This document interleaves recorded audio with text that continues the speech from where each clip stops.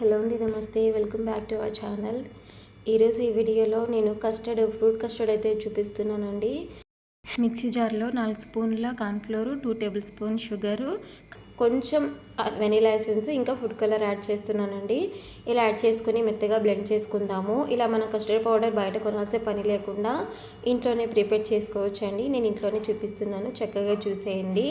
Video చూసి మీరు ఖచ్చితంగా ట్రై చేయండి. టేస్ట్ ఎలా వచ్చిందో కామెంట్ సెక్షన్లో కామెంట్ చేయండి. ఇక్కడ నేను చేసిన పౌడర్ చాలా స్మూత్గా అయితే బ్లెండ్ చేసుకున్నానండి.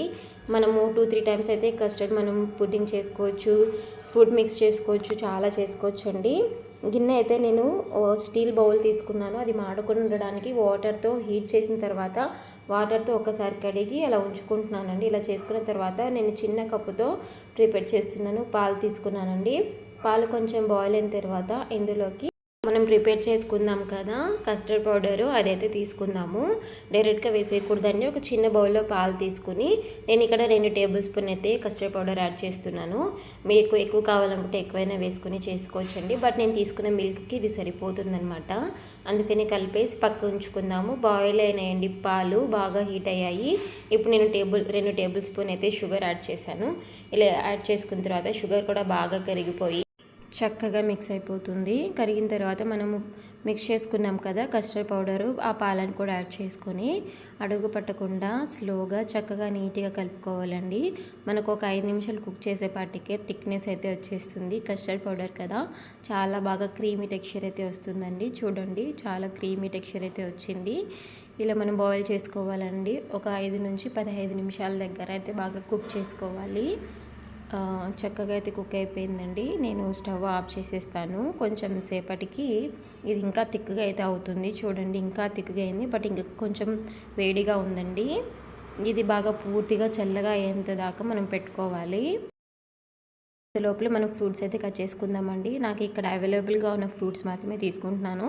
మీకు నచ్చితే ఏ ఫ్రూట్స్ అయినా తీసుకోవచ్చండి. నేను తీసుకున్నది యాపిల్, మస్క్ మిలను, ఇంకా గ్రేప్స్ అండి. చిన్న ముక్కలుగా కట్ చేసి పెట్టుకున్నాను. ఇక్కడ చూడండి, పూర్తిగా చల్లారిపోయిన తర్వాత ఎంత థిక్గా అయిపోయింది కదా కస్టర్డ్ క్రీమ్. ఇది మనము మిక్సీ జార్ తీసుకొని యాడ్ చేసుకుందామండి. మిక్సీ జార్లోకి వేసుకొని ఒక పల్స్ ఇస్తూ చిన్నగా క్రీమీ టెక్స్చర్ వచ్చేలాగైతే మనం బ్లెండ్ చేసుకోవాలండి. ఇలా మొత్తం మిక్చర్ అంతా కూడా మిక్సీ జార్లోకి యాడ్ చేసుకొని క్రీమీ టెక్స్చర్ వచ్చేదాకా అయితే మనం బ్లెండ్ చేసుకోవాలండి. ఒక 2-3 సార్లు పల్స్ ఇస్తూ అయితే క్రీమీ టెక్స్చర్ వచ్చేదాకా మనం బ్లెండ్ చేసుకుంటే ఈ విధంగా అయితే ఉంటుంది. చూడండి, చక్కగా క్రీమీ లాగా ఉంది కదా. ఇప్పుడు మనం బౌల్లోకి అయితే యాడ్ చేసుకుందాము. బౌల్లోకి అయితే వేసేసుకున్న తర్వాత మనం కట్ చేసి ఉంచుకున్నాం కదా ఫ్రూట్స్, ఆ ఫ్రూట్ పీసెస్ అంతా కూడా వేసుకుని చక్కగా మొత్తం కలిసేలాగా అయితే కలుపుకోవాలండి.